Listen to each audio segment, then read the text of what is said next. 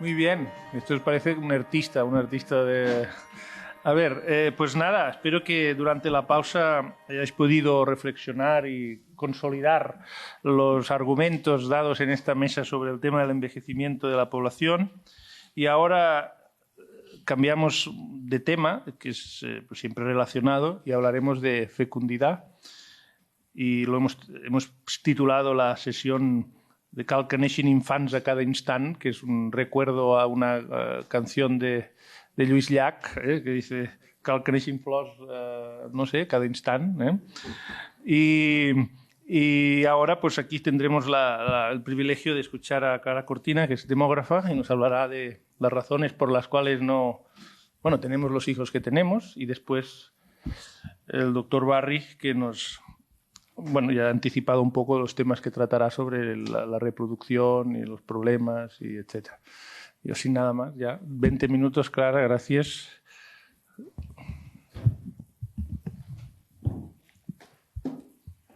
Vale. Buenas tardes. Para mí es un placer y un honor estar en esta mesa con colegas que conozco y que hacía tiempo que no veía, y con personas que no conocía y de las que estoy aprendiendo y aprenderé mucho. Entonces, precisamente porque esta es una presentación que hago en una mesa y no en un podio o lo que sea, trataré que sea una presentación que vaya repartiendo juego a los compañeros, ¿no? Por una parte, ya veo que como dos han hablado, ya me han preparado el terreno, y entonces yo voy a seguir la rueda y voy a ir preparando el terreno de los demás y voy a ir lanzando un poco, ¿no? Porque creo que todos los temas, como es lógico, están muy conectados, y creo que las sesiones, a diferencia de lo que ocurre a veces, no son el compendio de distintos temas que ponemos juntos por conveniencia, sino que realmente están intrínsecamente relacionados, ¿no?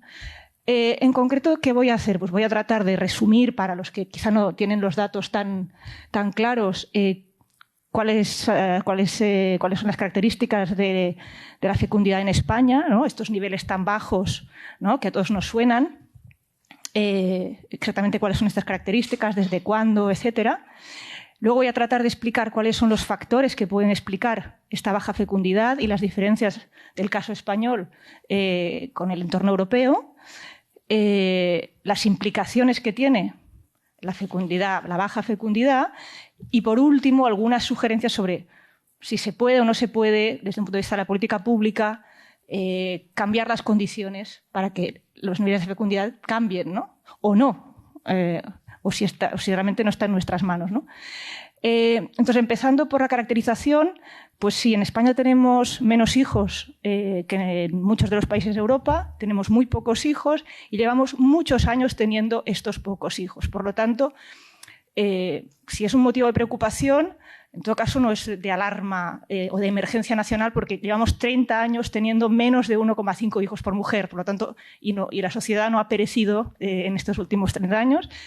Es una tendencia sostenida, durante un periodo muy extrema, porque entre el 93 y el 2003 tuvimos menos de 1,3, lo que era un récord internacional, y lo tuvimos durante 10 años, y eso nos colocó en el ranking de uno de los primeros países que recibieron la etiqueta de país de muy baja fecundidad, no solo de baja, sino de muy baja fecundidad, y eso, obviamente generaba una preocupación. El mínimo se alcanzó en el año 98, cuando tuvimos 1,1 hijos por mujer, o 1,15. Estos son datos anuales. Nosotros los demógrafos solemos utilizar el número medio de hijos por mujer que ha tenido una generación de mujeres cuando completa su vida reproductiva, ¿no? Y tradicionalmente veíamos que la fecundidad de las generaciones era mejor que la de estos datos transversales, y eso nos tranquilizaba. Esto ya no es así, ¿no? Porque ahora mismo la descendencia final de las mujeres nacidas en el 74, que es prácticamente las más recientes para las que podemos calcular esto, porque ya han cumplido los 45 años, pues es de 1,3, ¿no? O sea que definitiva, que tenemos muy pocos hijos y que los tenemos muy tarde, ¿no? Que esa es la otra característica, es un régimen de fecundidad tardío en el que se ha pospuesto la llegada del primer hijo y de los sucesivos. La edad media al primer hijo el año 2020 era de 31 años para las mujeres y la edad media a la maternidad de 32. Y un 6% de las madres tenían su primer hijo después de los 40, ¿no? Que también es, bueno, remarcable. Última característica, tenemos pocos hijos, los tenemos tarde y hay un porcentaje importante de mujeres que no tienen hijos, ¿no? Es decir, este promedio de 1,3 se explica porque hay un 25% de las mujeres de las generaciones más recientes que no habrán tenido hijos, ¿no? Que serán, como denominamos, infecundas, que no infértiles, ¿no? Luego el doctor aclarará la diferencia, ¿no? Porque no haber tenido hijos no quiere decir que no se hubieran podido tener desde un punto de vista médico-biológico, sino que no se han tenido por las razones que sean. Como Julio nos ha advertido, esto ya era así en el pasado, ¿no? Ya había habido niveles muy elevados de infecundidad históricos, pero en comparación con los años 70, 80, 90, esto pues es una novedad. ¿Por qué tenemos pocos hijos? ¿Por qué hay muchas mujeres que no los tienen? ¿Por qué los tenemos tan tarde? Bueno, fundamentalmente Julio ya lo ha explicado, porque las opciones y lo que implica tener hijos y los costes de tener hijos, pues se han transformado, ¿no? Entonces lo que supone tener un hijo, especialmente para la mujer que se ha incorporado al mercado de trabajo, que se ha formado, que tiene otras aspiraciones, que tiene un coste de oportunidad, en definitiva, ¿no? Cuando se dedica a la formación de familia en relación a la trayectoria laboral, pues ha transformado el sentido de las opciones reproductivas, el sentido de formar familia, el momento en el que es considerado oportuno tener hijos o no tenerlos. Y en definitiva se han transformado las opciones y las preferencias y las aspiraciones de los hombres y mujeres en cuanto a la formación de familia, ¿no? Y por lo tanto no queremos tener 6 hijos, ni 7, ni 8, no lo necesitamos, ¿no? Como sociedad ni como individuos, porque además queremos hacer otras cosas y nos podemos permitir hacer otras cosas y queremos cuidar muy bien a nuestros hijos y queremos dedicarles el máximo de nuestro tiempo y nuestros recursos, ¿no?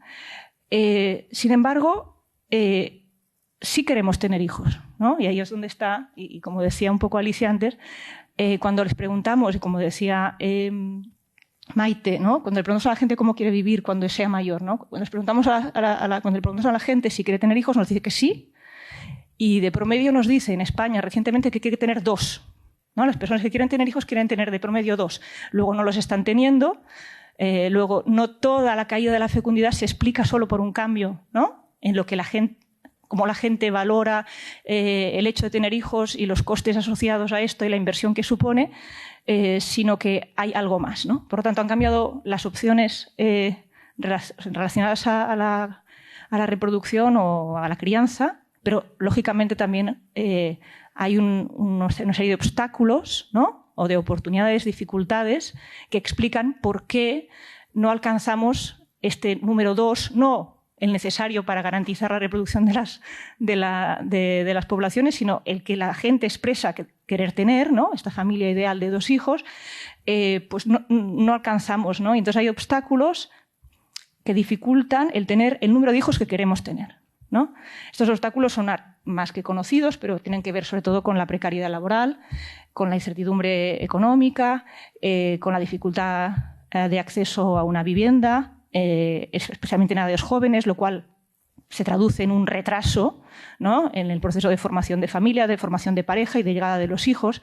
Y cuando ya se está en disposición de plantearse tener hijos, ¿no? Surgen otro tipo de obstáculos, que es que tener hijos es muy costoso, ¿no? Para las familias que lo deciden y especialmente para las mujeres que tienen hijos. Es costoso porque hay una penalización laboral, y se sabe más en el caso de la mujer, o claramente más en el caso de la mujer, porque la crianza recae sobre esta madre o sobre estas madres, porque hay una falta de apoyo público en términos comparados con otros países. Institucionalmente hay menos apoyo a las familias.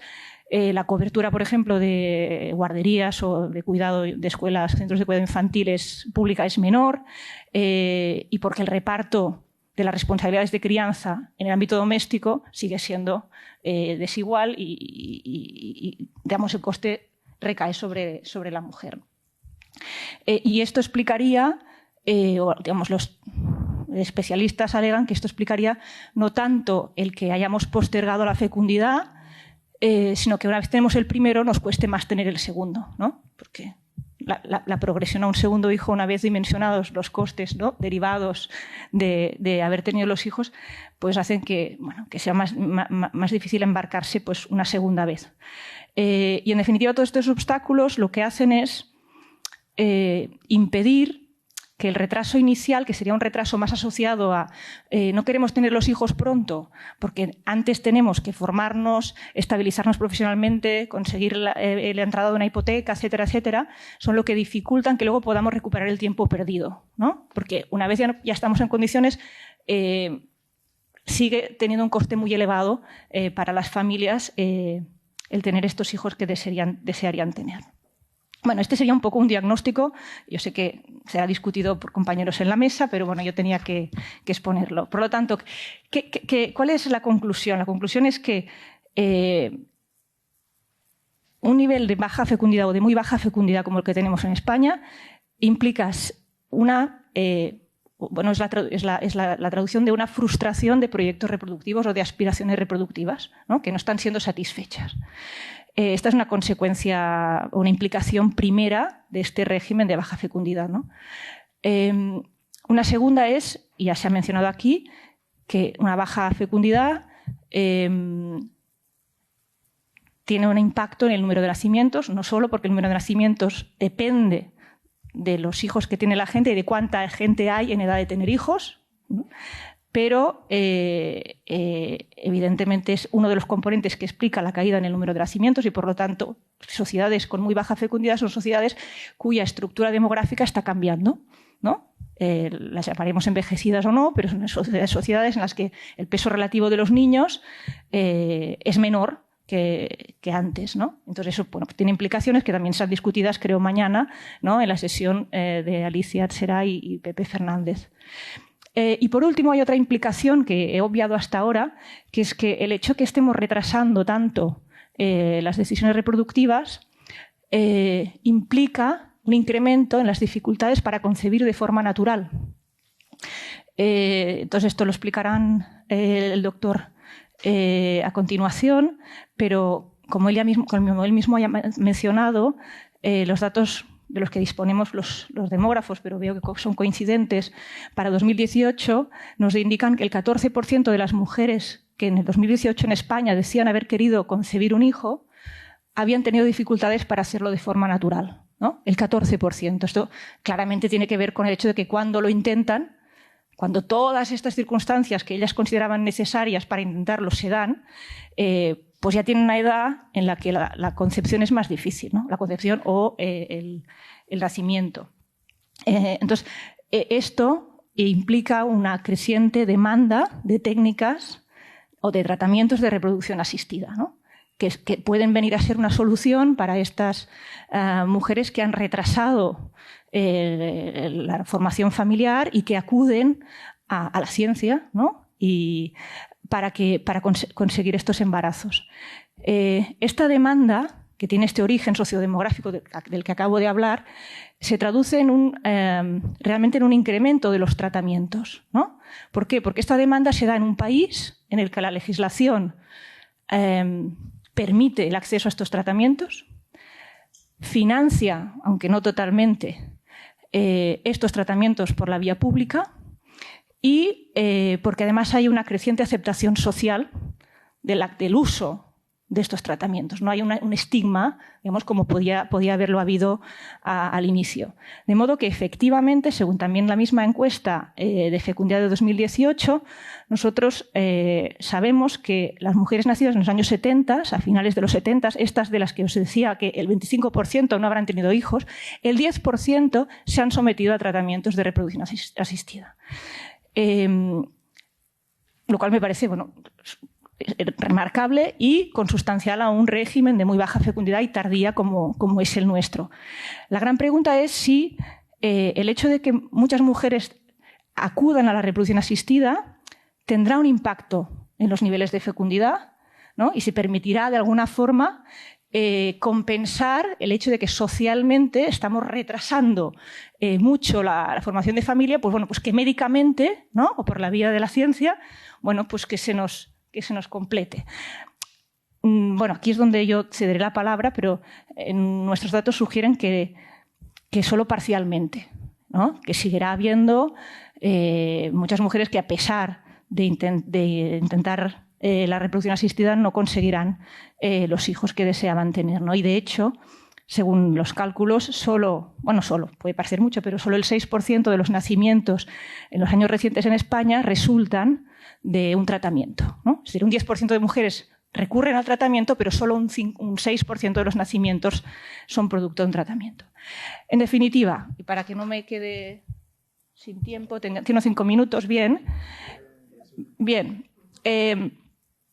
Sabemos que tenemos pocos hijos, que los tenemos tarde, que querríamos tener más, que la reproducción asistida existe ayuda, pero no lo soluciona todo.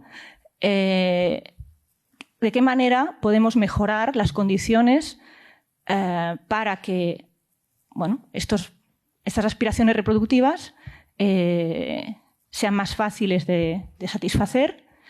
¿De qué manera podemos ofrecer un marco más favorable para que, en lugar de tener 1,3 hijos, tengamos 1,6 o 1,7 o 1,8, que es exactamente la pregunta que nos habían formulado antes? Y este 0,5 de diferencia importa, ¿no? Como dirían en inglés, porque hace la diferencia entre que la gente consiga lo que quería, ¿no? O no, ¿no? Entonces no sabemos si esto es importante para las poblaciones y para las sociedades, eso se hablará luego.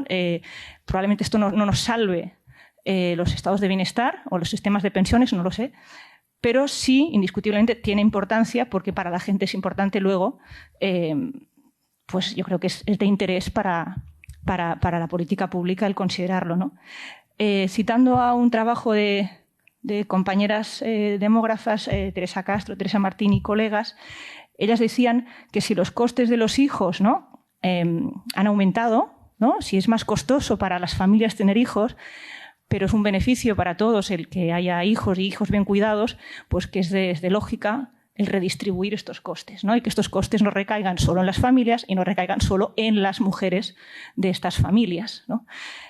Por lo tanto, cualquier política que vaya en la dirección de externalizar, por así decir, los costes, ¿no? O repartirlos mejor y hacer que las familias reciban institucionalmente apoyo en la crianza, especialmente en los primeros años, que las prestaciones por paternidad y maternidad sean más generosas, sean igualitarias y, por lo tanto, no impliquen que sea la mujer, ¿no? la que se aleja del mercado de trabajo en el momento de la llegada de los hijos, y que lo sea también el hombre, que el cuidado en escuelas infantiles sea universal y público. Todo debería contribuir, ¿no?, a mejorar, ¿no?, estos niveles de fecundidad y alcanzar estos proyectos reproductivos, ¿no? Por lo tanto, parecería que estas medidas de apoyo a la familia, pero no en un sentido tradicional o conservador, ¿no? El de no queremos que se usen medios anticonceptivos, no queremos aborto, etcétera, sino al revés, ¿no? A las que sí quieran tener hijos vamos a apoyarlas. Hablo en femenino, refiriéndome a las familias y no a las mujeres, que esa es la clave, ¿no? Sí podrían importar y sí podrían hacer una diferencia entre países que apoyan de manera efectiva y generosa a las familias y países que no, pero que esto solo no basta, ¿no? Y que estas políticas de apoyo a la familia no van a servir de nada si no hay también políticas sociales que de manera radical transformen el mercado de trabajo, transformen el acceso a la vivienda, ¿no? o transformen la economía, de manera que la incertidumbre económica, la precariedad laboral y el acceso a la vivienda, que son los que estructuralmente retrasan, ¿no? No hay mejoras también en este terreno. Por lo tanto, la receta, que no es mía desde luego, pero que es bastante consensuada, sería que tiene que haber políticas sociales radicales y políticas de apoyo bien dirigidas, ¿no? Probablemente no tanto de transferencia directa de tantos euros por hijo, pero sí de estos permisos parentales, políticas de flexibilidad laboral, siempre orientada a que recaiga tanto en el padre como en la madre, para que las madres, digamos, pues les dé menos pereza el tener que asumir ellas los costes de una trayectoria laboral interrumpida por la llegada de los hijos, ¿no? Creo que es todo. He repartido bastante solo a Andreu y a Blanca, casi no les he mandado nada, pero se pueden dar por aludidos en lo que les interese.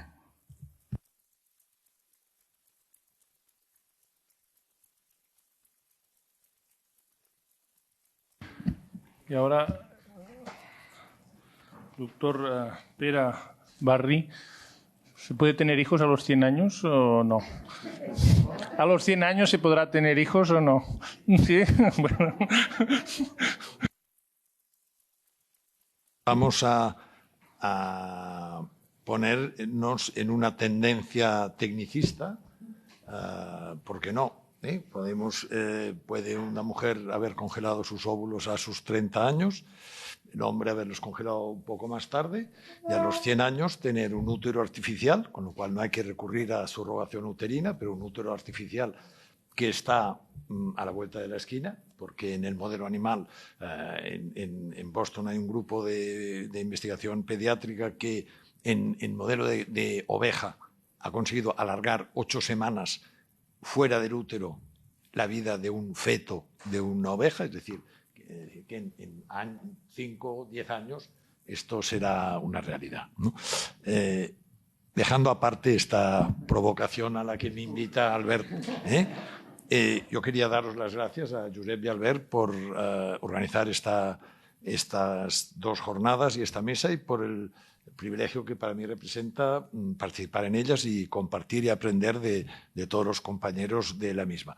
Y voy a hacerlo, como le he dicho antes a Julio, desde mi perspectiva de médico y de persona que ha dedicado su carrera profesional a la medicina de la reproducción, que es un tema que conocemos bien, y lo voy a hacer fundamentalmente en mi presentación desde la perspectiva médico-biológica, porque las tendencias sociales cambian, pero la biología no cambia, ¿no? Entonces, yo me centraré en el aspecto médico-biológico y haré alguna aproximación a aspectos más epidemiológicos, demográficos, al final de mi presentación y os diré pues, cómo cosas que sonaban provocativas hace 20 años, hoy en día no estamos tan lejos de ellas, ¿no? Primer concepto que yo quería transmitir. Los humanos somos la especie dentro del reino animal que peor nos reproducimos. Y eso es algo que la gente no lo entiende. La gente piensa, pareja joven, sin patología, relaciones sexuales, sin anticoncepción, 100% de embarazo. Y eso no es así.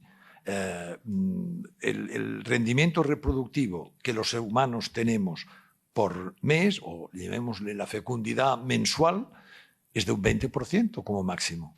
Y eso es algo que cuando se les explica a las parejas estériles, cuando se plantea un tratamiento de inseminación o de fecundación in vitro, se le dice que la expectativa de embarazo que esperamos obtener con la técnica en cuestión va a ser, pues, en su caso, en función de sus circunstancias y de su edad, de un 40%, dice, qué poco, ¿no?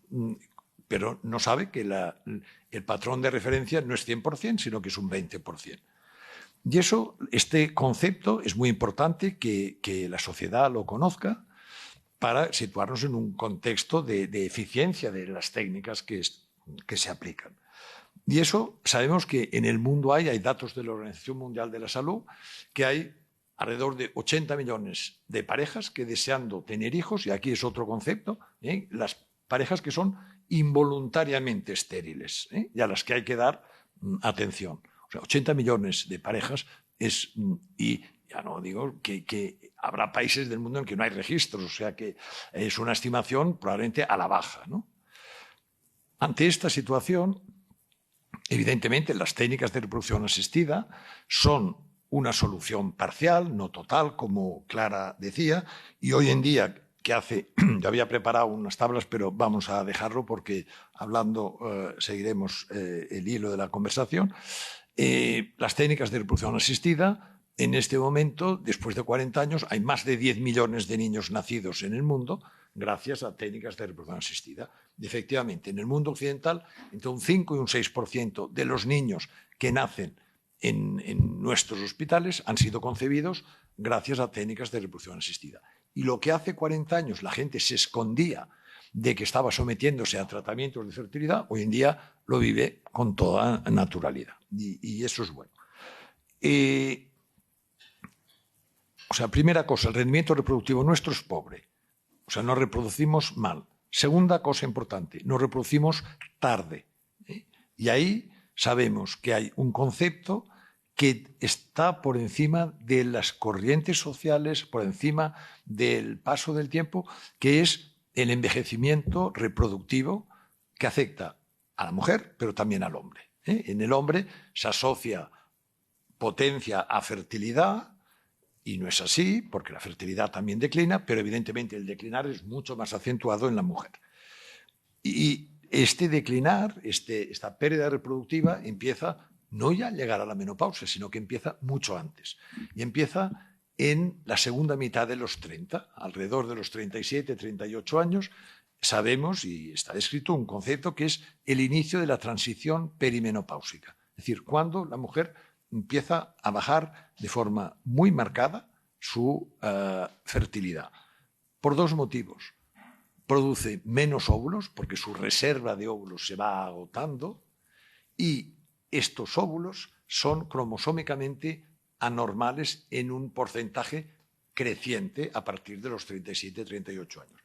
Eso hace que la tasa de aborto espontáneo que tiene una mujer por encima de 40 años es superior a un 50%. La propia naturaleza ejerce un control seleccionando aquellos embriones que han implantado pero que no iban a ser normales y que interrumpe este embarazo. Así todo, hay algunos que van adelante y nacen niños con cromosomopatías, ¿no? Entonces, nos reproducimos mal, nos reproducimos tarde y, evidentemente, hay que ayudar a estas parejas. Pero en el tarde podemos hacer poco, porque el concepto muy simple que a veces tienen parejas o mujeres jóvenes, no, ahora no es el momento para que yo tenga un hijo, por situación no tengo pareja o tengo una situación profesional compleja, no tengo una situación, un bienestar económico que me lo permita, ya lo buscaré a los 40 años. Y si me cuesta, ya acudiré a reproducción asistida. De ahí hay que decir una información muy clara. La reproducción asistida a los 40 años va igual de mal que la reproducción natural. O sea, la reproducción asistida no compensa lo que el tiempo ha deteriorado. Y entonces ahí lo que hace falta es mucha información para que las personas, los hombres, mujeres y la sociedad y los gestores sanitarios especialmente den atención a este requerimiento.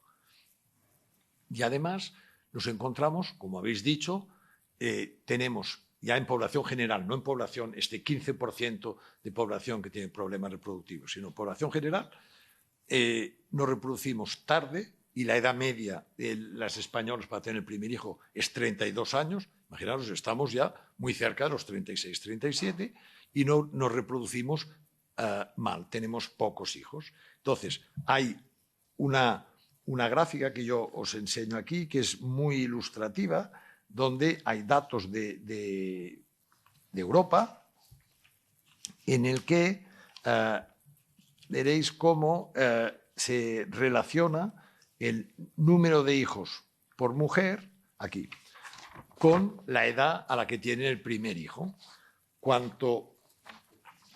Bueno, si queréis verla aquí, vamos a ver si se puede ver. Un segundo.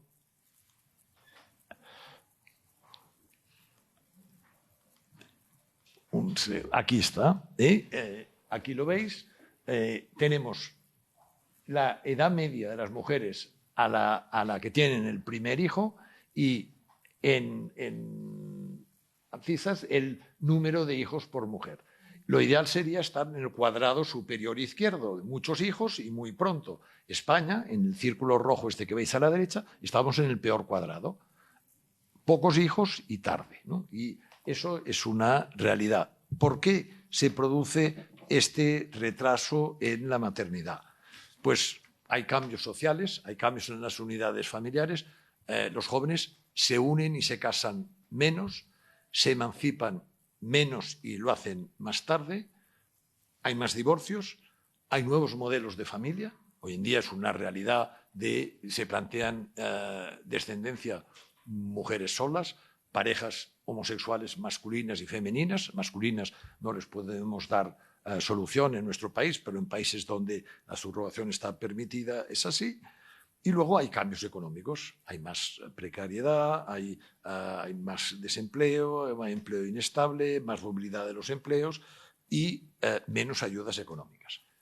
De ahí voy, España está en el top 5 de Europa en cuanto a menos emancipación, a edad más tardía para el primer hijo y menos hijos.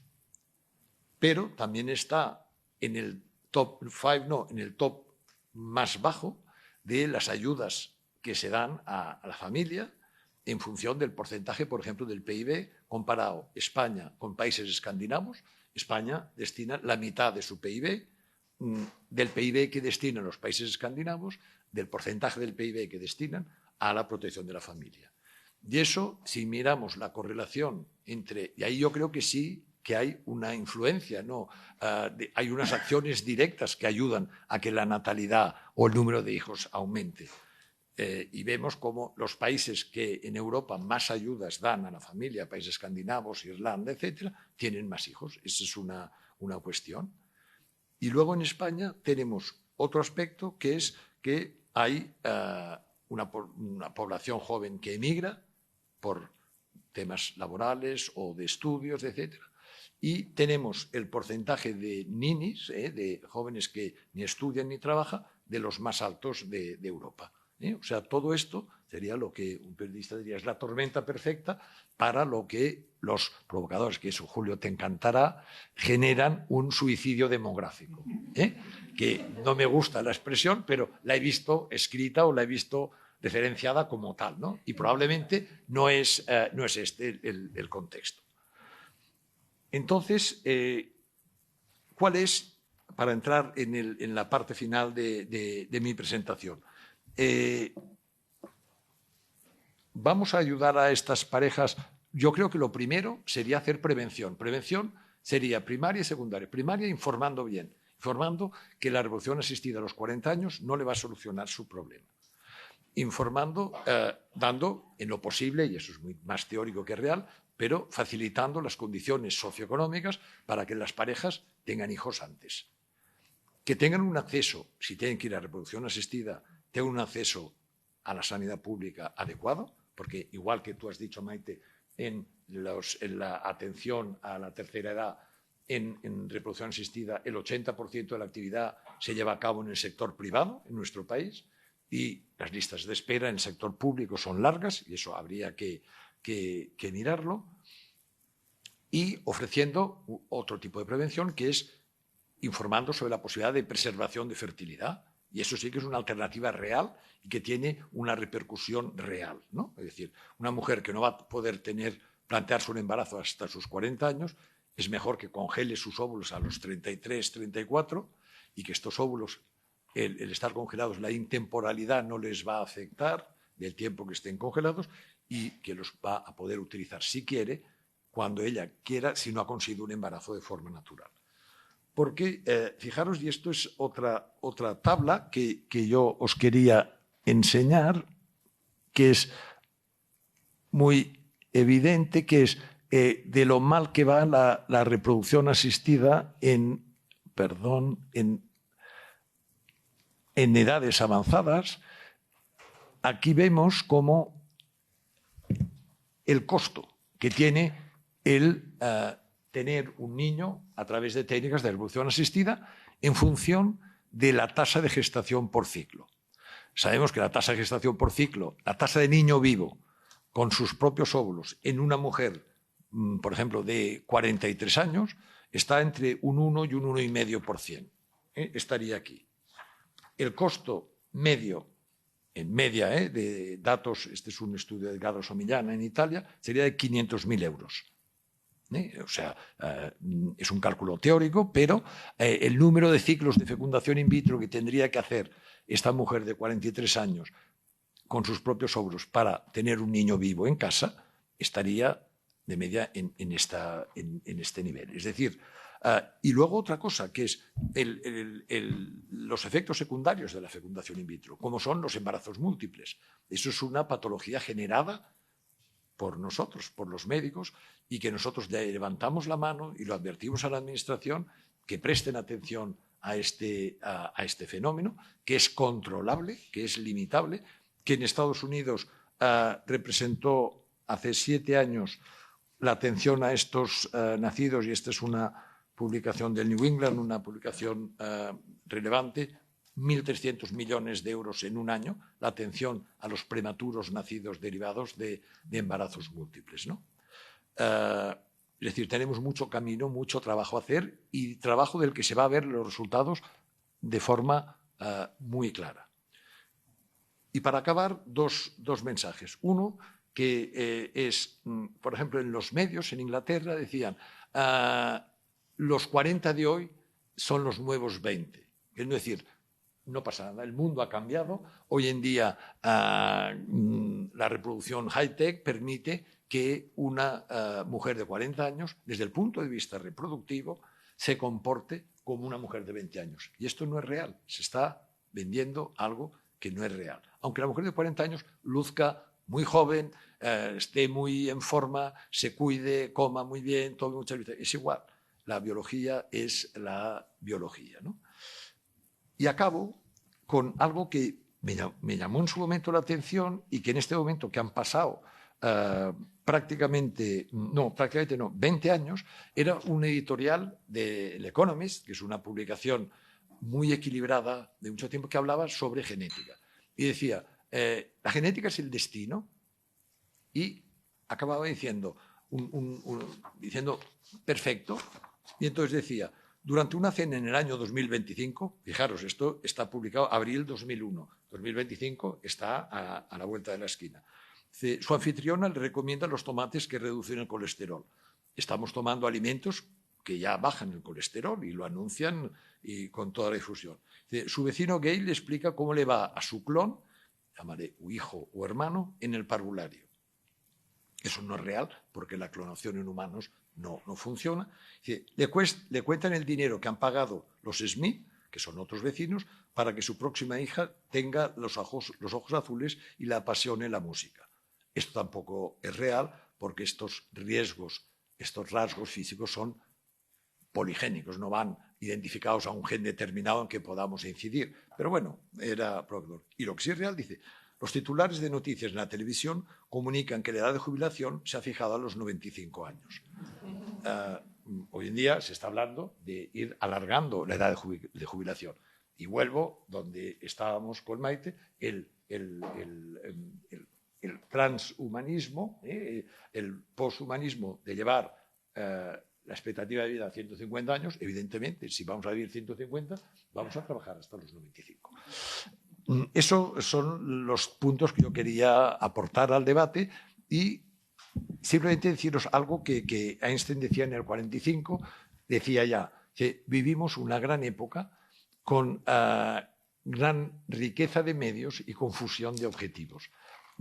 A veces hoy en día yo tengo esta misma sensación. Técnicamente tenemos gran disponibilidad, y el potencial técnico que tenemos muy a mano, y cada vez va a ser mayor con todos los protocolos de inteligencia artificial, etcétera, pero a veces confundimos los objetivos. Y entonces eso, en medicina, lo que no podemos es ni caer en modas ni confundir los objetivos. Muchas gracias.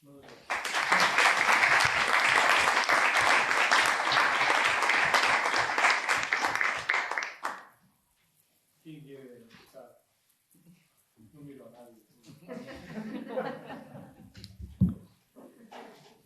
Denme al temps, si no está tot. Seguro que es mérito tuyo, pero nunca ha ocurrido que Se aplauda. las ponencias se ajusten tanto al tiempo. Nunca. La máscara y el micro. Desde un punto de vista histórico, Porque claro, es que hablamos de la máscara, perdón. Hablamos de macro o de grandes conceptos, como si fuesen independientes de la historia. Y he echado de menos alguna alusión a los cambios en las técnicas anticonceptivas, que han sido fundamentales en toda esta historia, porque hemos vivido varias revoluciones en este sentido. Hemos tenido unas generaciones, las del baby boom, por cierto, que empiezan a usar métodos anticonceptivos para limitar el número de hijos que tienen, es decir, empiezan teniendo los mismos, justo a los 9 meses de haberse casado nace el primero, al año nace el segundo y ya está. Y ya está porque ahí empiezan. Pero es que ha llegado la siguiente, que es la de la regulación de cuándo se tienen, no de cuántos. Y otra cosa, y no quiero ser yo el que protagonice el debate, pero este me parece un asunto importante para los dos. La otra es, si hablamos solo de fecundidad, aunque ha salido el tema de a qué edad se tienen los hijos, yo solo quería puntualizar una cosa. La natalidad, es decir, el número de nacimientos anuales que hay en una población, no es solo una función de la fecundidad. Es decir, no es solo una función de cuántos hijos por mujer se tienen.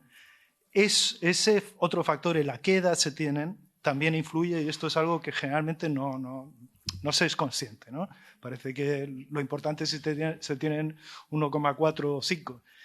Pero la edad a la que se tienen los hijos cambia la natalidad. Cuando una población tiene los hijos pronto, y la siguiente generación también, y la siguiente también, cada año, cuando uno hace el corte de las distintas generaciones presentes, tiene un número de nacimientos más alto que si los hijos, con la misma cantidad por persona, se tienen muy tarde.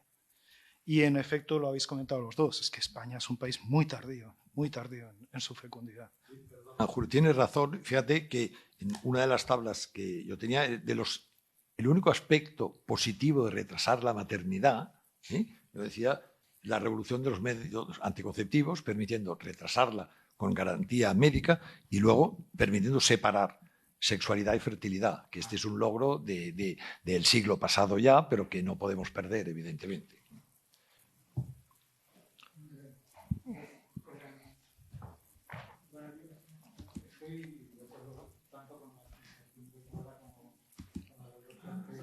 Mascareta y micro. Bueno, felicitaros y solo quería subrayar desde la óptica sistémica el tema de la juventud. Ha salido la edad, ha salido la juventud y luego por alusiones a las migraciones. Yo voy a decir algo.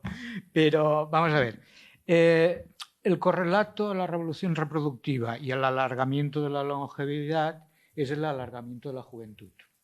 El tema es que se supone que esos años de vida puestos al final se podían invertir también socialmente, digo, en la misma persona, en inversión en capital humano, si queréis, en formación.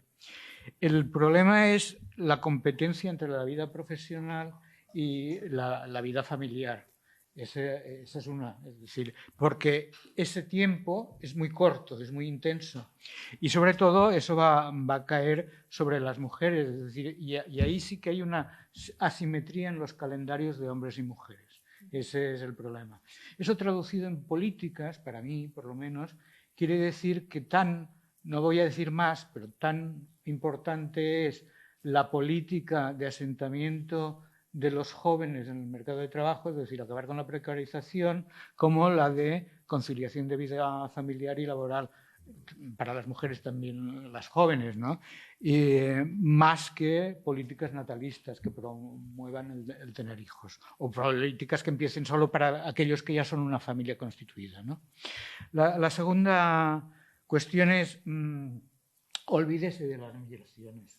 Es decir, de las migraciones. Es decir, la migración de autóctonos al exterior no es un elemento perturbador de la fecundidad, por dos razones. Una, por el volumen, no son tantos. Segunda, por el calendario. Dicho de otra manera, se van a unas edades que si no se marcharan tampoco no tendrían hijos. Esa es la segunda. Y tercero, porque eso es una exigencia precisamente lo que estaba diciendo. Es una exigencia para los altamente cualificados de formación de capital humano. Es decir, tienen que circular para invertir en su capital humano.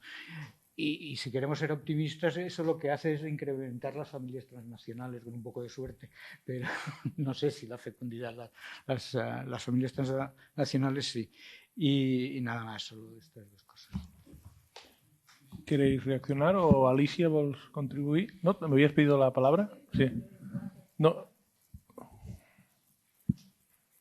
Bueno, muy interesantes las dos presentaciones y me ha gustado mucho cómo ha presentado Clara este tema. Es un tema en el que también he trabajado bastante intentando explicar por qué la fertilidad es tan baja en España, comparando con otros países. Es interesante, yo creo, hablar de este, lo que llamamos el gap, ¿no? La brecha de la diferencia entre lo que la gente quiere y lo que la gente tiene, ¿no? Sobre todo porque, un poco hablando, reaccionando a lo que decía Blanca antes, porque es tan diferente en el norte y en el sur, cuando en realidad cuando miramos las preferencias, al menos lo que la gente dice, que claro, es muy difícil medir preferencias, cuando a la gente le preguntan ¿cuántos hijos quieres tener? Hay muchas maneras de medirlo y utilizamos diferentes indicadores y ninguno es perfecto y además incluso muchas veces la gente ex post puede decir un número para incluso racionalizar su comportamiento. O sea que teniendo en cuenta las limitaciones que tenemos en medir, lo que observamos realmente es que hay un gap, ¿no? Hay una brecha. Entonces realmente las políticas natalistas, que como decía Julio, no funcionan, las del cheque bebé no funcionan. Esa no es la manera de abordar. Pero entonces, claro, el problema es cómo respondemos a esta brecha. Cuando uno mira en diferentes países hay dos modelos, hay dos mundos que ves que es una parte es socializar la familia a través del sector público, que quiere decir, bueno, como en los países nórdicos, 2/3 partes de las mujeres trabajan para el sector público. Y eso quiere decir no necesariamente unos tipos de trabajo, en todos los casos, de nivel alto en la escala laboral, o sea, es trabajo, pero no necesariamente más retribuido que el de los hombres, pero eso les garantiza una seguridad laboral y eso les permite esa capacidad de conciliar el trabajo y la familia. La otra parte es un modelo más anglosajón, completamente diferente, que es el que yo he observado, que es una certidumbre de que si sales puedes entrar en el mercado de trabajo. No es 0-1, no es que si sales ya no vuelves, que eso es lo que pasa en este país, ¿no? Entonces, esa es la situación. Yo creo que en este sentido lo que apuntaba Clara es verdad, es una cuestión más de cómo piensas sobre tener un hijo. No es un año que vas a tener ese cheque, es 18 y en estos países es 25 hasta cuando te lo sacas de casa, que es muy tarde, ¿no? Entonces, la parte de la reestructuración del mercado laboral es muy importante, ¿no? Una reacción que he tenido, bueno, y en esto comentar que un 15-20% de la gente que tiene unos 40-45 años ahora, en la nueva encuesta de fecundidad española, vemos que querían tener 2 y tienen 1, o sea que la brecha existe.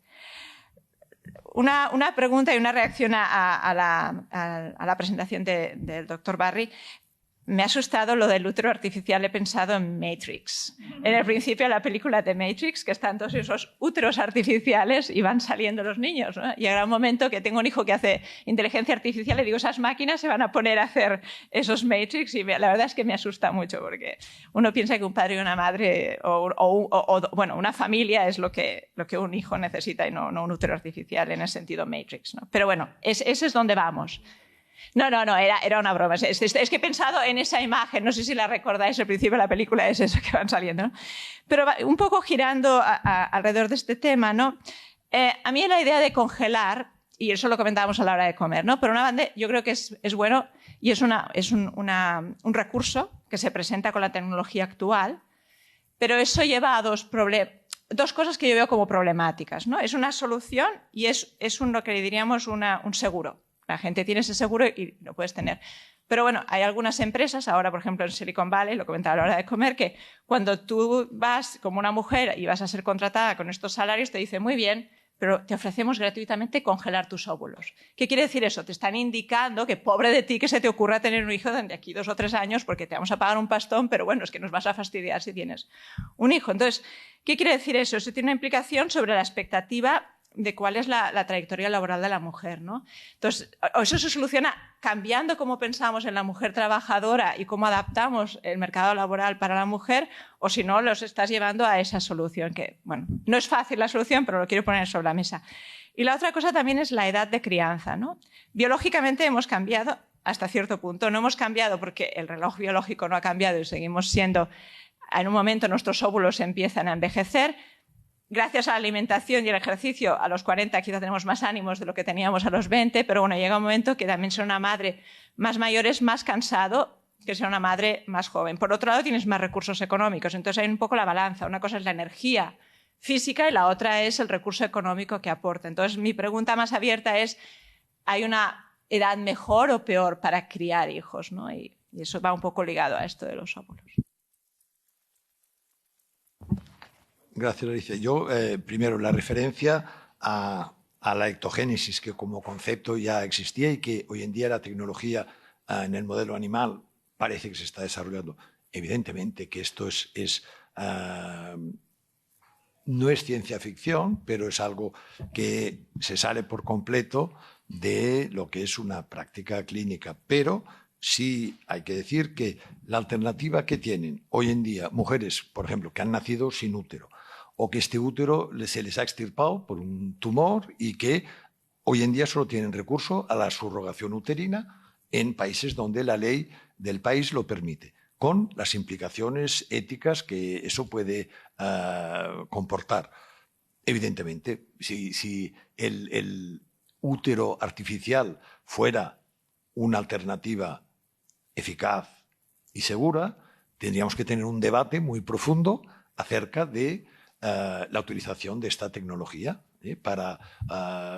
Hoy en día los neonatólogos sacan adelante niños nacidos con 24 o 25 semanas.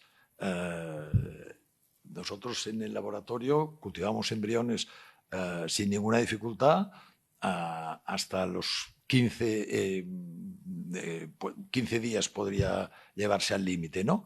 Bueno, pues nos iremos encontrando porque la tecnología mejorará, ¿no? Pero, vuelvo a repetir, ese sería un escenario, Alicia, evidentemente, de excepcionalidad, ¿no? En cuanto al segundo punto de cuál es la mejor edad para criar, evidentemente, ahí sí que yo creo que la edad pesa menos. ¿Por qué? Porque hoy en día una mujer de 40 años no es lo mismo que una mujer de 40 años en el inicio del siglo pasado. Está mucho más en forma, se cuida más. Muchas abuelas han criado hoy nietos de forma maravillosa desde el punto de vista físico y desde el punto de vista afectivo. Entonces yo ahí no le veo, así como hay un límite biológico para tener un hijo con sus propios óvulos, yo no veo que haya un límite biológico para que la mujer no pueda cuidar y tirar adelante un hijo. ¿Sí?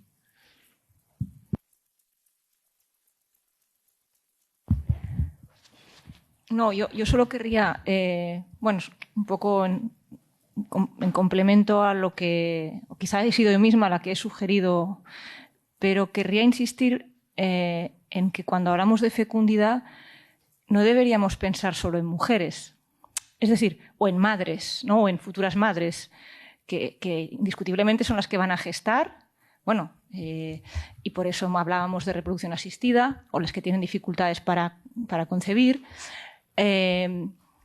Pero yo sí creo que aquí lo fundamental en sociedades desarrolladas como las nuestras, donde se produce una revolución, ¿no?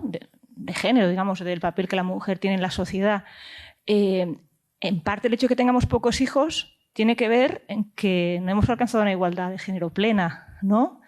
Con lo cual, o empezamos a entender que los hijos los tienen ellos tanto como los tienen ellas, o a lo mejor no saldremos del atolladero, ¿no? De la muy, muy baja fecundidad, ¿no?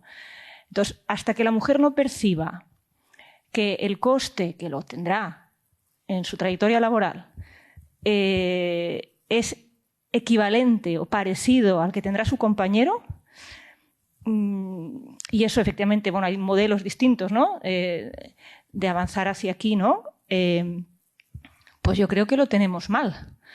Y desde luego el modelo escandinavo, tú bien lo has dicho, en realidad igualitario tampoco lo es, porque lo que hace es ofrecerle estabilidad y flexibilidad a la mujer dentro de la familia, no a los dos, ¿no? O en todo caso sabiendo que quien la juega esa carta de flexibilidad y estabilidad es ella, no él.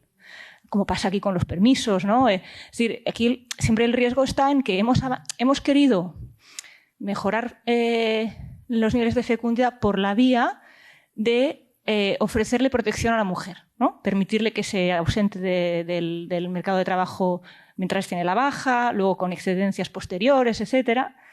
Pero eso no sé ni si funciona o casi creo puede ser contraproducente, ¿no? Entonces,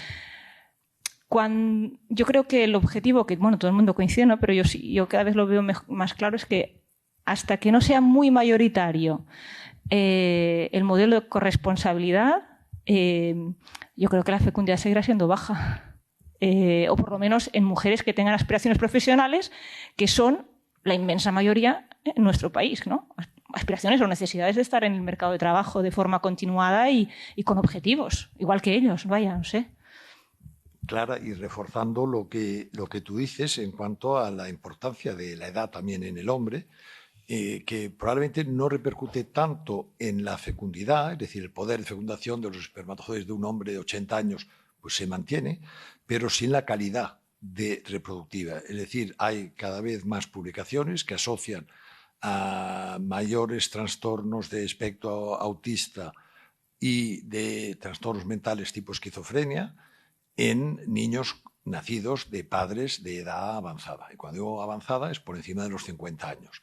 Entonces, esto es algo que no se puede obviar y que evidentemente hacen falta estudios enormes que puedan validar y demostrar que esta pequeña alarma que se enciende, pues ver si realmente no hay motivo contrastado de preocupación o si realmente sí la hay, ¿no? Y entonces ahí el peso de la edad afectaría no solo a la mujer sino al hombre. Sí. No, muchas gracias por las dos presentaciones muy ambiciosas y muy interesantes en lo que tratan de cubrir. Yo por añadir un poco de ruido, no sé si de ruido a la conversación, pero en la línea de lo que decía Clara sobre el papel de las parejas a la hora de diseñar estas estrategias reproductivas, creo, a lo mejor me equivoco, vosotros sabéis más, pero creo haber leído algunos trabajos de Libertad González, una economista aquí de la Pompeu, mostrando, por ejemplo, cómo la extensión de los permisos de paternidad hace que las familias decidan tener menos hijos y, en parte, es porque los hombres perciben que tener un hijo es un coñazo en casa. Bueno, estoy ridiculizándolo un poco, ¿no? Pero es esta interpretación, ¿no? Y esto, en cierto sentido, iría en la contra de lo que... O sea, en la misma lógica de la corresponsabilidad, pero a través de un canal diferente que es... los hombres ahora perciben que la paternidad responsable tiene unas consecuencias para su vida diferentes de las que ellos pensaban. Y esto quiero vincularlo también a una reflexión que siempre me ha provocado cómo medís los demógrafos y los sociólogos y los economistas el número deseado de hijos, ¿no? Que en abstracto no sé muy bien qué quiere decir cuando a mí me preguntan ¿cuánto es el número de hijos que usted quiere tener? Porque pues depende, como decíamos antes, depende de las condiciones, ¿no? Y también hay un grado de deshabilidad social en decir, pues, ¿cuántos libros al año quiero leer? Yo diría muchos más de los que leo. Y eso es porque hay obstáculos, porque el Estado no me financia el tiempo para leer lo que yo quiero leer, o porque yo a lo mejor digo que quiero leer 20, pero luego al final me gusta más estar viendo Twitter en el metro. Entonces, estoy ridiculizando otra vez, pero... para visualizar esto de que cómo tratamos esta información de que en el fondo la decisión de tener un hijo es una decisión, por supuesto, siempre condicionada, nunca es en abstracto, siempre va a estar condicionada pues, a las consecuencias que eso tenga en mi carrera laboral, en mi vida en pareja, en mi trayectoria vital y cómo eso lo incorporamos en los cálculos que hacemos. Y sobre esto, volviendo, estoy tocando varios palos, pero una cosa que también me gustaría señalar es la posición comparada de España en estas políticas, también un poco creo que los trabajos como de Alicia y como vuestros, que habéis mostrado, por ejemplo, el mercado laboral, que es particularmente precarizante en las edades jóvenes y esto crea unos obstáculos, este 1-0 que decía Alicia antes, yo creo que es muy evidente. Pero me parece que se pone demasiado... Pero por otro lado, también yo, analizando comparativamente políticas en torno a, digamos, la conciliación y la corresponsabilidad, yo a España no la veo tan mal como otras países. En términos, por ejemplo, de cuántos niños tenemos en guarderías o en escuelas de... Pues no estamos tan mal. A partir de los 3 años, todos los niños, el 99% de los niños están y esto no pasa en todos los países. Y es gratis. Y de 0 a 3, ahí, vamos, no sé las cifras, pero un 50% creo de los niños están y en otros países no están en 0. O sea, no estamos tan mal. En términos de permisos de paternidad, pues tenemos permisos de paternidad equitativos de 16 semanas, que no todos los países tienen permisos de paternidad. Hace muy poco, sí. Pero bueno, mi punto es que en términos de... Es verdad que gastamos poco en políticas familiares, pero mi sensación, esto lo digo como es muy atrevido, alguien que no conoce tanto como vosotros, mi sensación es que el canal del mercado de trabajo es mucho más poderoso que el canal de políticas que ayuden digamos, a subvencionar, por así decirlo, a corresponsabilizar al Estado de la crianza de los niños. Esta es mi impresión de la lectura de...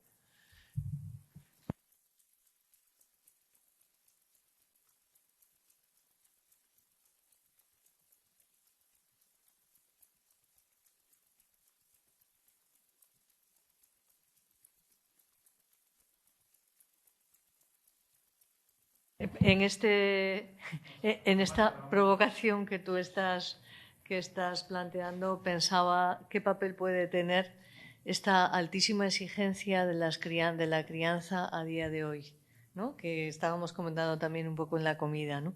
Es decir, que en este momento educar a un niño y criar a un niño es una tarea que ocupa un tiempo, ocupa todo, ¿no? Ocupa toda la vida, ¿no?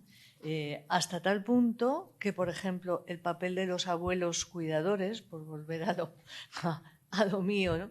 En este momento diría que se está poniendo bastante en cuestión, cosa que no se ha hecho en otros momentos. Quiero decir que los abuelos que están muy dispuestos a cuidar a los nietos se encuentran con enormes limitaciones por las imposiciones de la crianza en un montón de hábitos y costumbres exigidos actualmente para ser un buen padre o madre.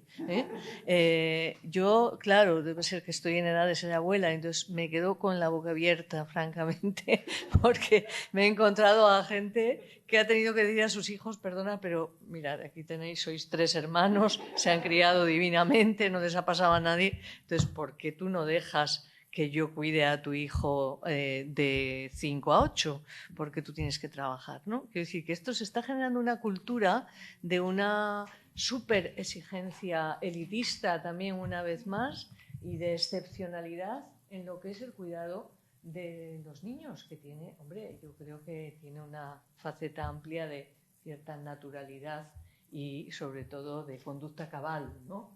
Y los abuelos son cuidadores, ¿no?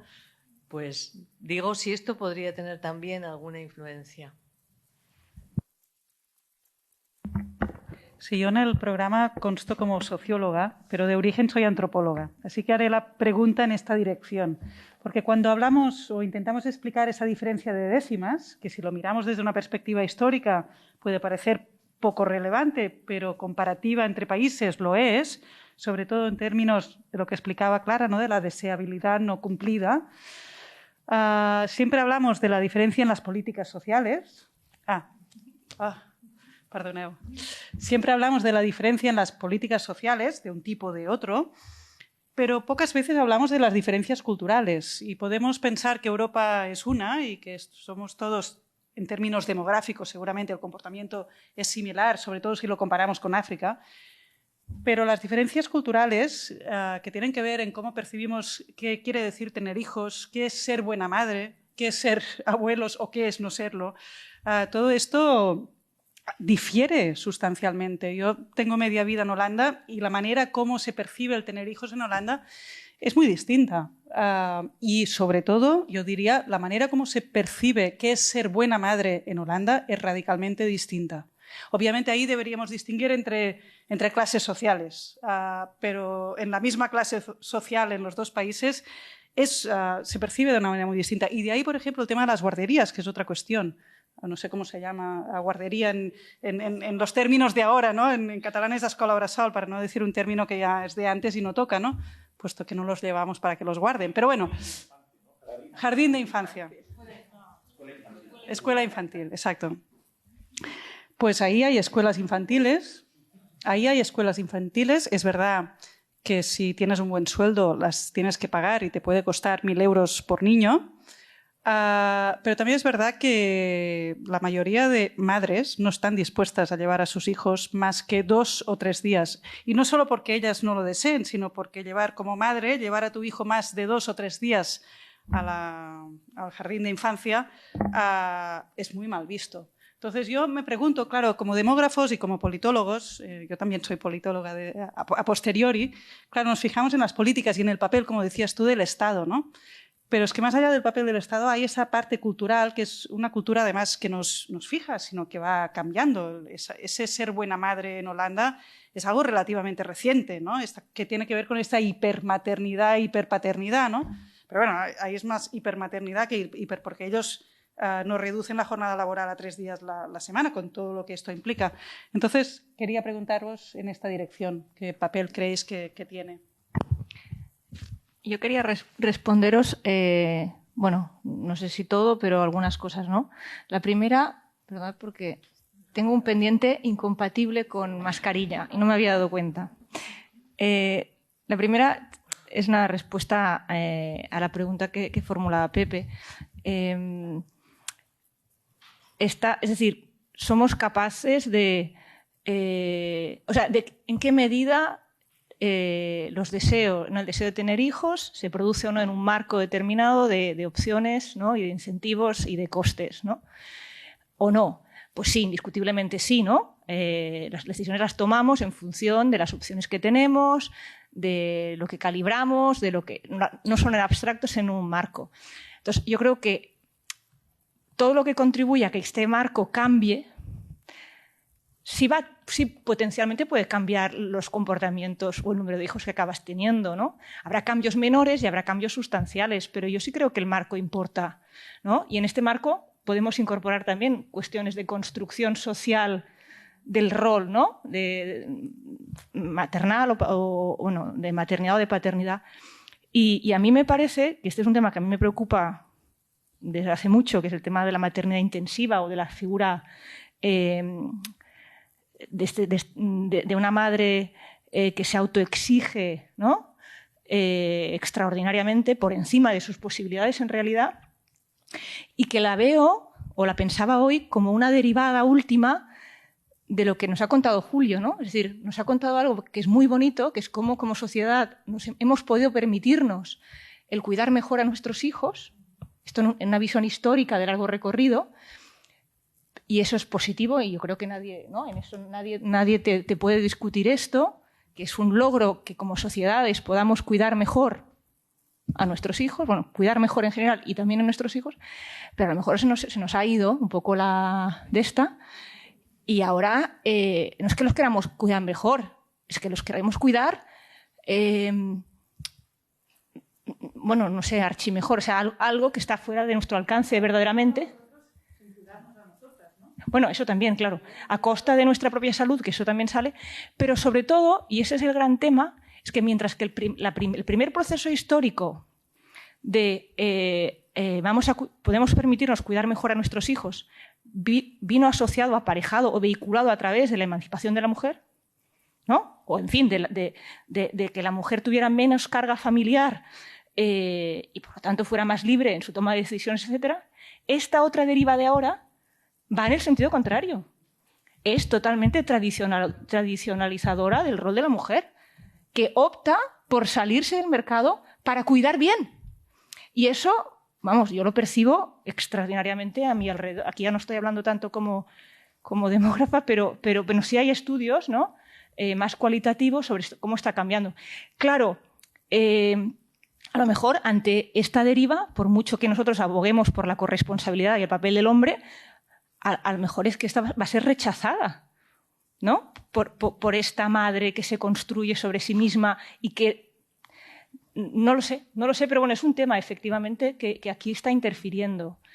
Y que no sé si en términos como lo que nos ocupa hoy, que es la fecundidad, ¿esta hipermaternidad va asociada a más fecundidad o menos? Pues ya ni lo sé.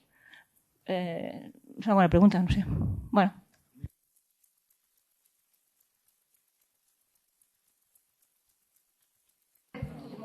No, Clara, pero yo estoy de acuerdo contigo, pero todo cambio no siempre es malo. Hay que adaptarse a situaciones nuevas, ¿no? Entonces, este peligro de hipermaternidad, que yo creo que es castrador, la situación es castradora, evidentemente, para la mujer, y es educacional también, porque hay que explicarle que el niño va a desarrollarse igual de bien si le da, por ejemplo, físicamente el pecho 6 meses, es más que suficiente para que le aporte la inmunología de la madre, y darle el pecho a los 4 años o tener al niño durmiendo en la cama a los 5 años, yo creo que probablemente no es beneficioso, ¿eh? Pero en cuanto al tema de esta hipermaternidad o de este rol protector de maternidad de la mujer extendido en el tiempo, hay países, como discutíamos al mediodía, como Alemania, en que una paciente alemana me decía, no, es que nosotros de los 30 a los 40 tenemos hijos. Trabajamos desde los 25 a los 30 y a los 40 nos reincorporamos al trabajo hasta los 65 años. Pero este periodo de nuestra vida lo destinamos a tener y criar nuestros hijos con tranquilidad. No sé si esto es más teórico que real, pero es bastante real. Es bastante real en países como Alemania. Bueno, en Alemania, solo por aclarar, durante muchos años, bueno, ahora menos, ¿no? Parece ser la tendencia, pero fue uno de los países con mayor porcentaje de mujeres trabajando a tiempo parcial. Es decir, no era tanto que todas pudieran salirse durante 10 años, pero sí reducían de forma muy considerable las horas de trabajo durante esta década. Reducir la jornada a la mitad quiere decir también cambiar tu trayectoria laboral, ¿no? Porque obviamente esto te penaliza, ¿no? Inevitablemente. Y a Pepe, solo un comentario. Un profesor mío decía que el embarazo es una enfermedad de 9 meses, una convalecencia de toda la vida. O sea que la atención al hijo es para toda la vida, evidentemente.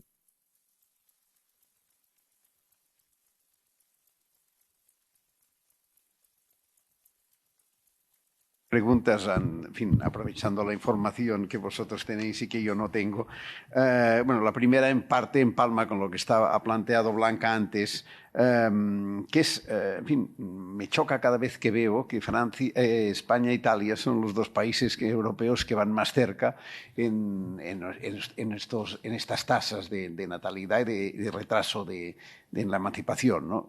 Es inevitable pensar que alguna cosa tiene sobre ello el peso de la moral y de la doctrina católica y de las sociedades, de las instituciones católicas en estos dos países. Me parece que tiene que tener algún peso.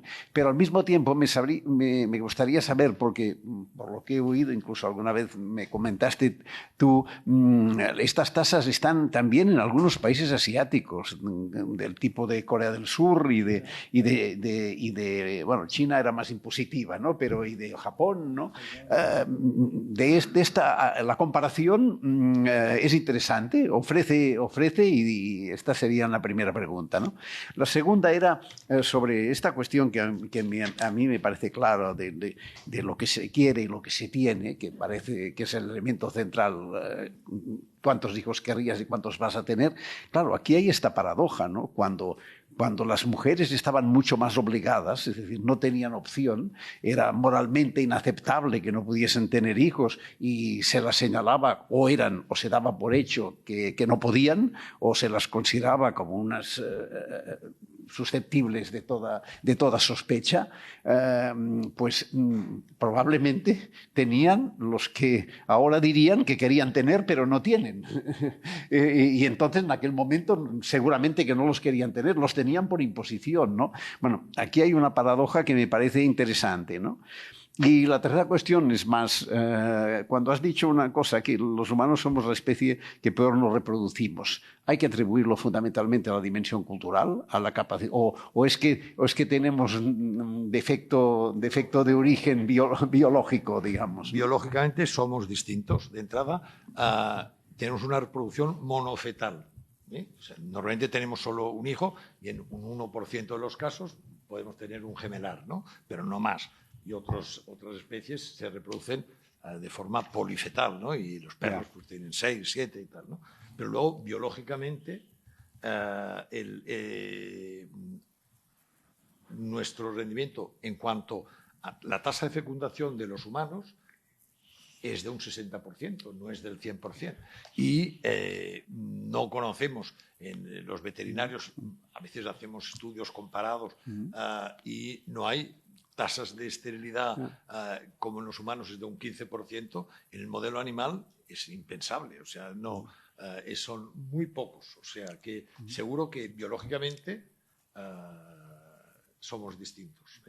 Hay ovulaciones múltiples en muchas especies animales y luego el proceso, no obstante, el proceso de envejecimiento es el mismo, o sea, en un modelo animal que en el humano.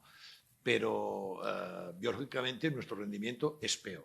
O sea, que no es un tema cultural ni un tema de la mente que vaya asociado a un peor rendimiento reproductivo. Es que biológicamente nos reproducimos peor.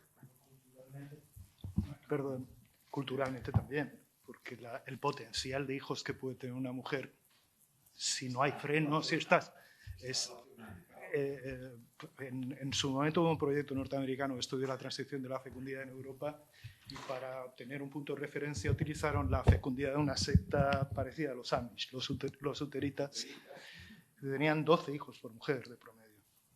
Entonces, entre eso y lo que es habitual, obviamente hay una diferencia, eso lo se explica porque hay control. Y el control hoy en día lo podemos explicar por anticonceptivos, pero antes de los años 60 no era por anticonceptivos.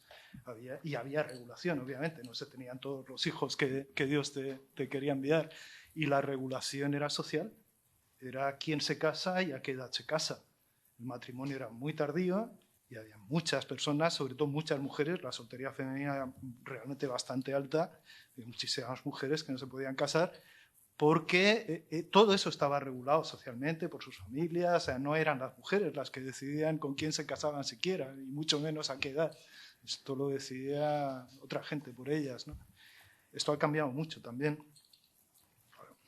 pero sí hay un factor de conducta social y de costumbres y yo diría incluso de civilización y progreso y muchas otras cosas, vamos. Es evidente y... Fijaros cómo la influencia cultural en temas de reproducción juega un papel importante. Hoy en día la medicina de la reproducción es, en el ámbito de la medicina, probablemente una de las disciplinas que en los últimos 50 años más ha evolucionado.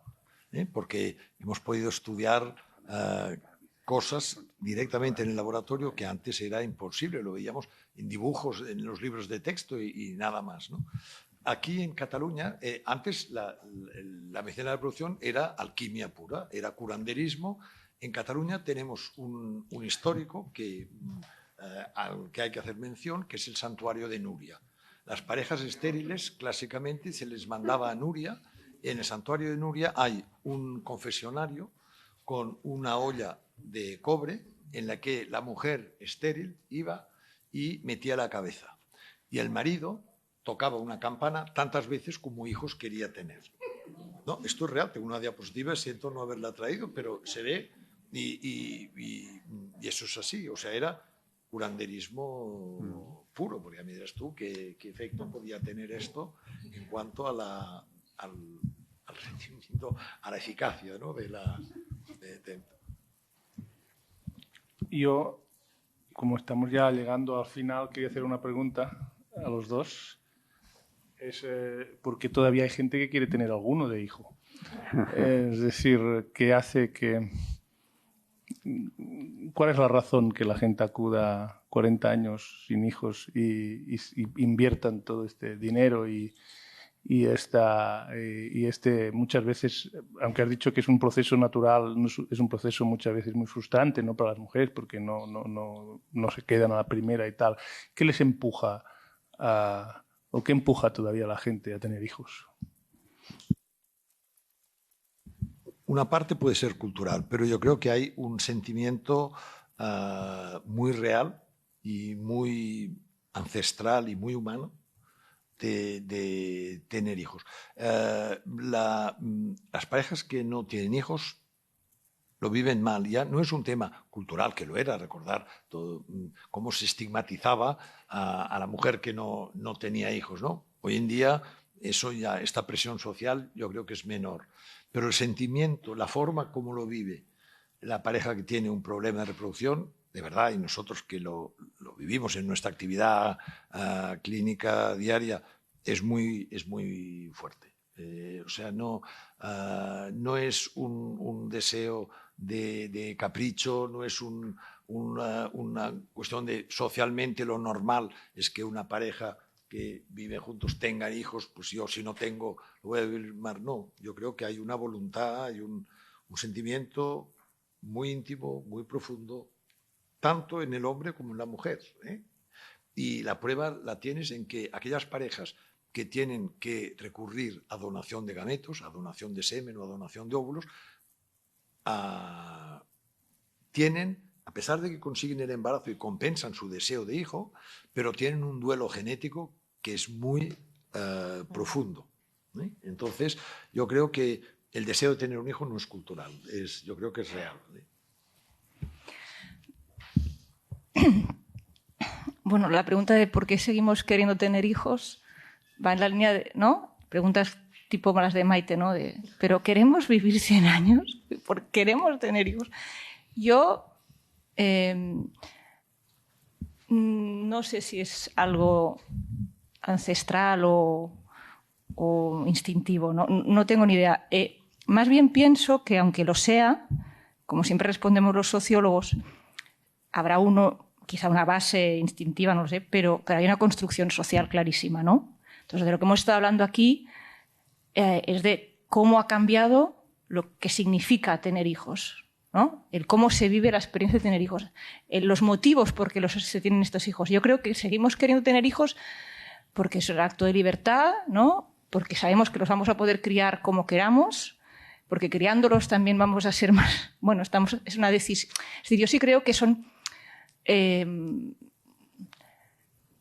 son proyectos que forman parte del proyecto individual, ¿no? Bueno, creo que tener hijos es cada vez más un proyecto individual y no solo familiar, o no es una decisión, a diferencia de estos, ¿no?, hijos que se tenían porque se tenían que tener. Ahora los hijos no se tienen porque se tengan que tener, sino porque se quieren tener, y en eso hay una afirmación de una voluntad. Es decir, que yo creo que las motivaciones quizá no son las mismas ahora que han sido siempre, o no para todos, y también finalizaría respondiendo algo de lo que he hablado poco, pero que sabemos también que ha aumentado el porcentaje de personas que no quieren tener hijos. Que eso es algo de lo que no hemos hablado. Hemos dicho, de media, las personas siguen queriendo tenerlos, siguen queriendo tener 2. Eso es una media. Pero también ha cambiado la norma social, y eso permite que muchas personas digan no quererlos tener, puedan no tenerlos y no por eso verse señaladas y no por eso sentir que sus vidas van a ser incompletas, ¿no? Por lo tanto, yo sí creo que seguimos queriendo tener hijos, pero no por los mismos motivos, ni con los mismos objetivos, ni por supuesto, por los mismos canales que los teníamos antes, y que las familias son muy diversas y que eso ha realimentado el deseo de tener hijos, ¿no? Pero que no es el mismo que había sido, ¿no? A lo mejor sí, a lo mejor estoy siendo demasiado socióloga, pero... Tienes toda la razón, Clara, y en Estados Unidos hubo y hay un movimiento, que es el movimiento DINK, Dual Income No Kids, de que parejas dicen, oye, no queremos tener hijos, vamos a vivir juntos, vamos a compartir nuestros ingresos y vamos a vivir bien y vamos a viajar y a vivir con muy buena calidad de vida, y son voluntariamente estériles. Pero estas parejas no me preocupan, es una decisión personal y lo han asumido, han tomado una decisión de vida y lo viven bien. En algún momento yo creo que les queda algún resquicio de duda si hubieran querido tener o no. Lo que me preocupa es lo mal que vive la pareja que queriendo tener hijos no los tiene. ¿Entiendes? O sea, son dos escenarios totalmente distintos. Yo tengo mi explicación, pero primero... No, es comentario directamente a esto, pero puedo hablar de... No, un comentario a esta realidad del éxito reproductivo del humano. Me pregunto cómo está relacionado esto con la incapacidad del humano por muchos años de ser independiente, ¿no? Cuando uno ve nacer a según qué animalitos salen, se ponen de pie y salieron. Y claro, hay una necesidad de que durante mucho tiempo se tiene que cuidar y alimentar hasta que el ser humano es independiente. Y eso creo que biológicamente puede compensar el hecho de que, bueno, se está protegiendo al nacido, ¿no? Bueno, eso es una... Y luego un comentario sobre la parte del este de Asia. Es una buena observación. Y realmente, en esos momentos cuando Clara hablaba de cuando España e Italia fueron a la cola y bueno, los primeros que estaban a 1,1, pues teníamos al mismo tiempo compañeros como Singapur, Taiwán y luego poco a poco China, ¿no? Y China ahora en realidad lo que tiene es un poco al revés, la política que se han dado cuenta que tienen... la fertilidad, el número de hijos ha bajado mucho porque se movió a 1, pero entonces las preferencias de la gente se han movido a 1 y ahora es muy difícil. Están haciendo unas políticas que les permiten tener 3 ya y de momento las preferencias van muy poco a poco. Tengo una estudiante que ha hecho una tesis ahora que en uno de los artículos demuestra que marginalmente algunos empiezan, pero bueno, muy por debajo. ¿Qué pasa en el este asiático? Pues un poco es el punto exagerado de estos problemas de la mujer en el mercado laboral, ¿no? El nacimiento en el este asiático pasa por el matrimonio. Esa es la primera cosa. Entonces, ¿cuáles son las políticas natalistas que están haciendo en el este asiático? Que la gente se case y no lo consiguen. Las mujeres están supereducadas y es una cosa que no hemos hablado. La media de la mujer hoy en día es más educada que el hombre. Entonces, nos encontramos con unos problemas de lo que llamamos assortative mating, o que la gente se tiene que casar abajo, cuando normalmente el hombre, esto de que tiene que casarse con una mujer más educada, es complicado. Las normas tienen que cambiar. Y las mujeres que se han educado en el este asiático tampoco tienen ganas de aguantar a un marido que va a tener unos horarios laborales muy tardes, que cuando se casen tendrán que aguantar a tener que estar en casa. Y en Japón, por ejemplo, los maridos después de trabajar se van a beber y vuelven a las 10 de la noche y ellas tendrán que hacer todo esto. Esto es una parte. Y luego la otra que va ligada con la intensidad y los recursos puestos en hijos, esta idea de competencia, ¿no? El hijo tiene que ser perfecto y en el este asiático es el extremo. O sea, yo lo veo en el mundo de Manhattan, o sea, y algunas de estas mujeres que tienen la maternidad intensa, muchas empezaron estos movimientos en mujeres muy educadas en Manhattan. Para mí eso es el vanguard de eso, ¿no? Pero en realidad es, bueno, una parte que al final estos niños en el este asiático tienen que competir por entrar en la mejor guardería, porque entonces entrarán en la mejor escuela, que entrarán en la mejor universidad y solamente allí llegarán a estar en una empresa de las grandes del Nikkei o del... Entonces eso también es lo que genera, pero sí, el hecho de que pasa por el matrimonio y las mujeres están más educadas y no tienen ganas de pasar por las normas sociales. Ya. Ha habido, Alicia, un cambio cultural en los últimos 30 años. Hemos pasado de que las parejas pedían ayuda para tener un hijo, luego pidieron para tener un hijo sano, quisieron decir, a ver qué pruebas puedo hacer yo para asegurarme que no voy a tener un niño con una cromosopatía. Y luego ya se ha llegado a la deriva de querer un hijo perfecto, es decir, del sexo que la pareja quiera y pensando que se puede actuar, que ya he dicho que no es así, sobre características futuras del niño que van a hacer, ¿no? O sea, es querer tener un hijo sano, y luego un hijo perfecto. Y va en la línea de lo que tú estás diciendo. No, es que estoy observando cómo pasamos del éxito reproductivo, entendido como posibilidad de tener hijos cuando uno tiene problemas de fertilidad, y es el problema de siempre, de la polisemia en los términos. En demografía el éxito reproductivo es que con pocos hijos tengamos poblaciones así voluminosas. Es decir, el éxito reproductivo es que tengamos un hijo, pero que viva 100 años, en vez de tener 4 hijos, de los cuales solo uno va a vivir 25 porque los otros habrán muerto antes. Eso es el éxito reproductivo y hemos tenido un éxito reproductivo sin precedentes en apenas un siglo. Y solo un último apunte. Ya sé que es abrir la lata ahora cuando ya no hay tiempo. Mañana hay una segunda. Es que estamos hablando de tener hijos y en ningún momento han salido los afectos, ni el amor, ni el cariño por ninguna parte. Y yo creo que una de las motivaciones por las que hoy en día se tienen hijos es afectiva. Y esto es un cambio histórico, porque venimos de un pasado en que el afecto jugaba muy poco en todo esto. Y ese es uno de los motivos por los que no tenemos 5, 6, 7 hijos. Sobre todo es uno de los motivos porque las mujeres no están dispuestas a tener ese tamaño de hijos, porque no van a poder estar por ellos ni darles el cariño que quieren. Y esto es un factor muy difícil de medir. No tenemos fuentes para saber cuál es la intensidad de los cariños, ni cómo se quieren, ni si son cariños buenos o malos, que no los hay de los buenos únicamente, ¿no? Pero creo que es fundamental. O sea, que estás de acuerdo conmigo. En muchas cosas. En que no tenemos hijos por los mismos motivos, ¿no? Claro. No, yo eso lo tengo claro. Lo tengo claro. Bueno, pues con este mensaje al amor y a... No, yo quería decir lo de los afectos, que es lo que le he dicho a él. O sea, que estáis de acuerdo. Albert, y la exigencia, los dos. Pero no lo voy a admitir en público. La exigencia social hoy es mucho menor. Es decir, hoy en día la mujer o la pareja que se plantea un hijo no siente una gran presión, una externa. Hoy en día es mucho más respetuoso el entorno. Pero la exigencia de crianza es mucho mayor. Pero la interna es... Bueno, muchas gracias a todas y a todos. Mañana a las 5 aquí, los que queráis repetir y no os hayáis cansado de nuestros comentarios, nos vemos aquí. Gracias.